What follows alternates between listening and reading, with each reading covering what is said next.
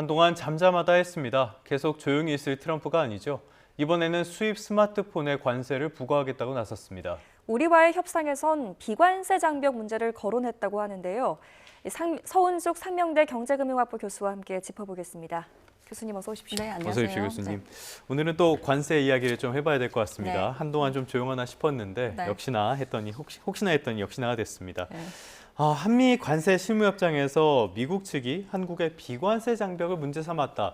지금까지 네. 트럼프가 여러 차례 이야기를 했었는데요. 네, 네. 이 비관세 장벽이라는 게 대체 뭡니까? 그게 이제 우리가 그 무역 과정에서 직접 그 과세를 세금을 부과하는 걸 우리가 이제 지금까지 얘기했던 관세라고 본다면은 이제 비관세 장벽 같은 경우에는 뭐 예를 들면 무역을 좀 어렵게 만드는 조건이나 정책들을 들어가지고 이 좀 무역을 어렵게 만드는 상황을 갖고 가는 걸 비관세 장벽이라고 얘기를 하거든요. 뭐 예를 들면 우리나라 같은 경우에는 위생 그 검역 조건 있잖아요. 이것 때문에 30개월 그 미만의 소고기 그 수입 제한하는 거라든가 아니면 행정 절차 뭐 이런 거를 들어서 구글 뭐 우리 지도 맵이 있잖아요. 그렇죠? 예. 그거를 반출을 제한한다든가 이러한 사례가 사실 비관세 장벽으로 해당이 되고요. 그 미국 무역 대표부인 USTR이 지난주에 워싱턴 DC에서 열린 한미 관세 그 우리 실무 협의에서 한국의 비관세 장벽에 대해서 굉장히 강력하게 해소해 주기를 요구를 한 상황입니다. 그래서 그게 이제 올해 그 미국의 3월에 그 미국의 그 무역 장벽 보고서라고 나오는데요. 네. 국가별 무역 장벽 보고서죠. 거기에 보면은 이제 미국이 문제 삼는 그 대표적인 사례로 우리 조금 전에 얘기했던 30개월 미만의 소고기. 수입 제한이라든가 수입차의 배출가스 규제, 그리고 또 이제 뭐 구글의 정밀 지도 반출 그 제약 조건이라든가 뭐 이런 것들을 전부 다 지금 비과세 장벽으로 보고 있고요. 이걸 이제 굉장히 왜 이걸 갑자기 또 문제를 삼냐라고 한다면은 한국 시장에서 이게 우리가 FTA를 지금 하고 있으면은 이제 과세나 이런 여러 가지 조건들이 제로인 상태여야 되는데 한국에 들어가는 미국 기업들이 좀 불리하게 사업을 하고 있다라고 하는 거에 강력하게 문제를 제기하고 있는 상황이고요. 이게 이제 사실 우리가 그 줄라이 그 패키지를 앞두고 있잖아요.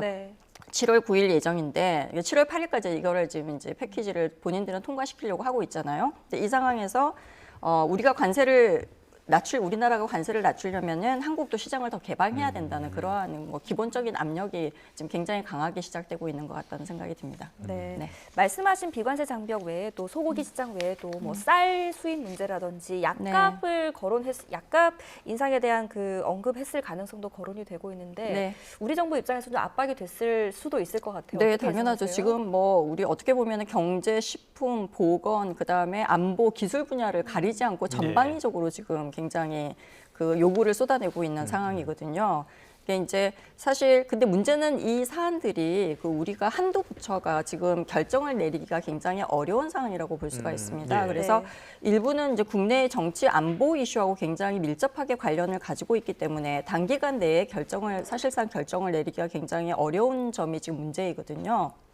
여기에 이제 미국 측이 우리가 이제 협상을 하는 과정에서 환율이라든가 아니면 방위비라든가 또는 이제 미국의 LNG 사업에 참여할 것을 강력하게 요구를 하고 있는 상황이잖아요. 그래서 의사결정에 이거랑 연결해서 더 늦어질 수밖에 없는 상황이고요. 가장 큰 이슈가 이제 시간 제약이죠. 우리 같은 경우에는 미국은 줄라이 패키지를 목표로 하고 있고, 근데 우리는 6월 3일 대선 이후에 새로운 정부가 들어오게 되면 아무래도 인선이라든가 조직이라든가 이런 게 새롭게 만들어져야 되는데 새 정부가 출범 이후에 준비가 조금 덜 된 상태에서 바로 협상을 하기가 굉장히 어려운 점이 있잖아요. 그래서 이런 부분 때문에 얼마만큼 빨리 이제 이 협상에 응할 수 있는 준비가 되어 있는지도 굉장히 중요하긴 하지만 급하게 하는 것보다는 최대한 뭐 관세 좀 유예라든가 아니면 단계적인 좀 협상 쪽으로 가도록 실무에서 좀 협의를 좀 미리 사전에 해야 되지 않을까라는 생각을 하고 있습니다.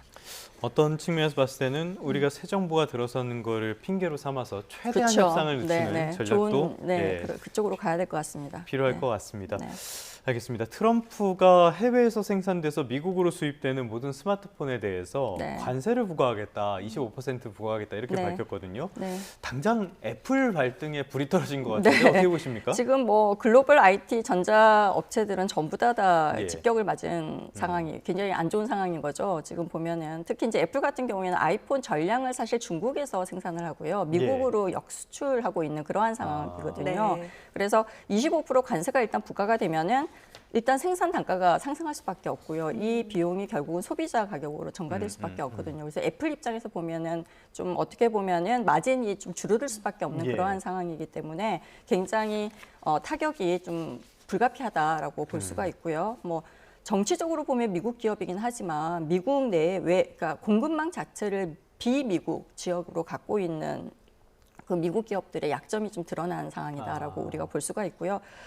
이것뿐만이 아니고 지금 삼성전자도 굉장히 타격이 클 것으로 예상을 하고 우리도 거의 스마트 주력이 전부 다 베트남하고 인도에서 그렇죠. 지금 예. 생산이 되고 있잖아요. 주로 아시아권에 되고 있기 때문에 관세 직격탄을 맞을 가능성이 굉장히 높아졌고요. 전체 미국 시장 점유율이 우리가 삼성 같은 경우가 20% 이상입니다. 네. 이제 그 상황에서 수출 차질 시에 굉장히 경제에 오는 타격이 클 것이다. 삼성 전체의 이익에 오는 타격도 클 것이라고 보고 있고요. 그러니까 결론적으로 보면은 글로벌 기업들이 생산 기지 재배치나 공급망 재구성 등을 전략적으로 다시 가지고 가는 그러한 상황으로 갈 수밖에 네. 없는 지금 상황에 입각이 있다라고 볼 수가 있겠죠. 네. 저희가 앞서서 그래픽 보여드린 게 하나 있는데요. 네. 아이폰이 지금 어디에서 만들어지고 있느냐? 네. 그러면 지금 보시면은 중국에서 거의 90%, 네, 맞습니다. 예, 이렇게 만들어지고 있다. 네. 그래서 트럼프가 굉장히 불만이 큰 것 같은데 네. 미국으로 오는 게 가능한 겁니까? 지금 저렇게 아이폰도 타격을 줄 수밖에 없는 상황이고 결국은 미국으로 그 예. 공장을 옮기라고 하는 무언의 압박이 굉장히 큰 거죠. 네네네. 그래서 지금 이거를 피해가기 위해서 뭐 정치적으로 타결을 하든지 그렇지 않으면은 사실 그렇게 됐을 때는 다른 글로벌 기업들한테도 영향을 주게 되잖아요. 예. 그래서 트럼프의 가장 큰 목적은 미국 내에 공장을 만들어서 그 일자리 창출이나 아니면 제조업이나 이런 부분들을 활성화하는 게 정책의 목표이기 때문에 그쪽으로 방향을 일관성 있게 갖고 가고 있는 것 같습니다. 다만 뭐 미국의 제조업 기반이 빈약하고 또 네. 인건비가 너무 높다는 점 네. 이런 점들을 과연 극복할 수 있을지 네, 굉장히 예. 큰 이슈입니다. 지금 사실은 어떻게 보면 미국 입장에서 보면은. 네. 네. 자, 우리 경제 이야기도 좀 해보겠습니다. 네. 이렇게 미국발 관세 충격과 내수 부진이 겹치면서 네. 29일이죠. 오는 네. 29일에 한국은행이 수정 경제 전망을 발표하는데 네. 좀 암울한 전망이 담길 것 같아요. 어떻게 예상하세요? 이게 내수 부진에 방금 우리가 계속 지속적으로 얘기하고 있는 그 대외, 네. 이제 트럼프발 그 대외 충격 위험까지 전부 다 더해져가지고 굉장히 어려운 국면이다라고 얘기를 할 수밖에 없고요. 일단은 보면은 올 1분기의 실질 GDP 성장률이 마이너스였어요. 네. 우리가 흔히 말하는 역성장을 지금 보이고 있죠. 기록을 했죠. 네. 거기에다가 민간 소비하고 투자까지 지금 굉장히 안 좋은 상황이거든요. 특히 이제 설비 투자 부분이 굉장히 부진한 상황이기 때문에 민간 수요 회복이 좀 어렵지 않을까 내수가라고 생각을 하고 있고요. 거기에다가 중국 경제가 굉장히 불확실하고 안 좋잖아요. 그러면 네. 우리 입장에서는 뭐 수출이나 이런 부분도 네. 여전히 영향을 받기 때문에 경제 성장률을 좀 수정할 수밖에 없는 상황일 것이다. 아까 조금 전에 얘기했던 트럼프식 고율 관세 압박이 좀 본격화되면서 대외 여건 악화가 겹칠 거고요. 특히 우리가 볼 때 그 주력 수출 산업이 자동차, 기계, 스마트폰, 그다음에 뭐 이런 것들이잖아요. 근데 그렇죠. 이게 지금 구조적인 리스크가 다 있기 때문에 이제 그 관세 때문에 네. 그래서 결국은 경기 하방 압력을 더할 수밖에 없는 상황이기 때문에 한국은행 입장에서는 아마 수정 경제 전망을 내놓을 거라고 생각을 하고 있고요. 사실은 한국은행 이전에 지금 KDI부터 시작해서 국내 연구기관들이 지금 경제 성장률 전망치를 0%대로 전부 다 낮추고 그렇죠. 있습니다. 예. 네, 그래서 전문가 다수도 하느니 1% 전후나 아니면 0%대로 수정 전망을 아마 발표를 할 것으로 29일 날 예상을 하고 있어요. 네.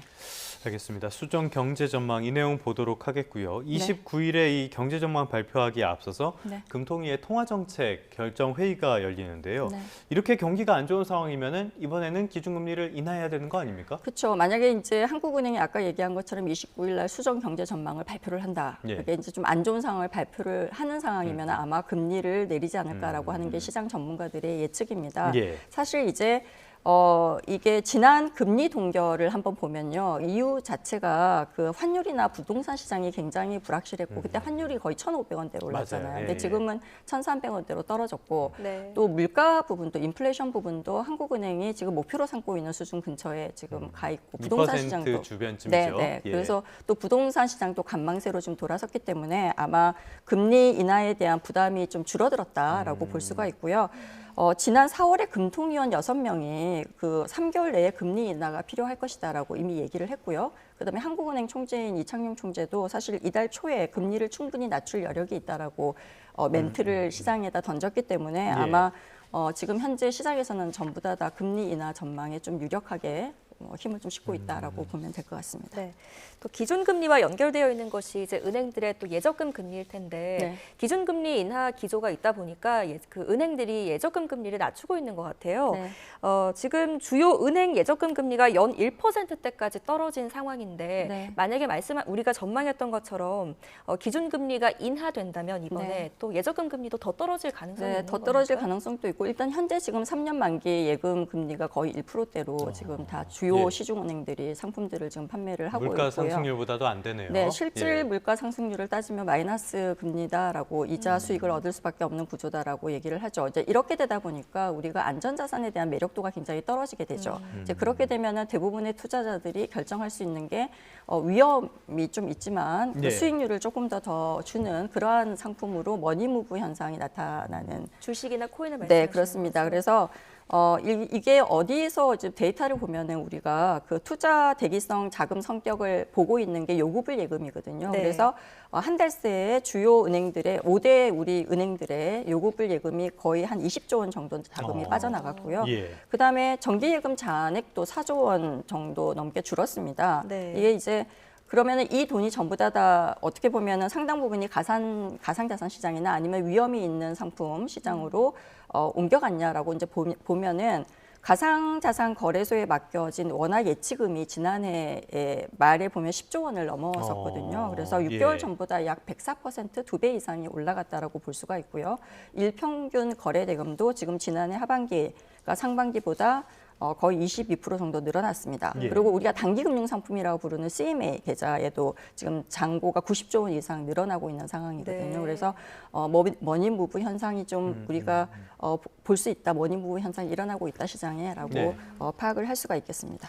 알겠습니다. 머니무브 얘기했으니까요. 네. 뉴욕 증시 전망도 한번 해보도록 할까요? 네. 이번 주는 뉴욕 증시 조금 짧은 것 같아요. 네. 주목할 만한 지표나 일정 어떤 게 그래도 있습니까? 일단은 PC 이게 물가지수 발표가 예. 굉장히 중요하고요. 개인 소비 지출 PC요. 그렇죠. 예. 그다음에 대형 기술주들의 실적도 발표되고 있고요. 그다음에 GDP 성장률도 지금 발표 예정이 있습니다. 일단 월요일은 다 아시는 것처럼 메모리얼 데이라서 금융시장이 휴장을 하고요. 예. 화요일에 FOMC 회의록이 일단은 발표가 됩니다. 그래서 사실 지난번에 FOMC에서 그 실업률하고 인플레이션에 대한 우려가 동시에 나왔거든요. 근데 이제 이번에 이제 어떻게 나올지에 대한 좀 관심이 들어가고 있고요. 예. 주요 기술 기업들의 실적 발표도 화요일 날 좀 집중이 되어 있습니다.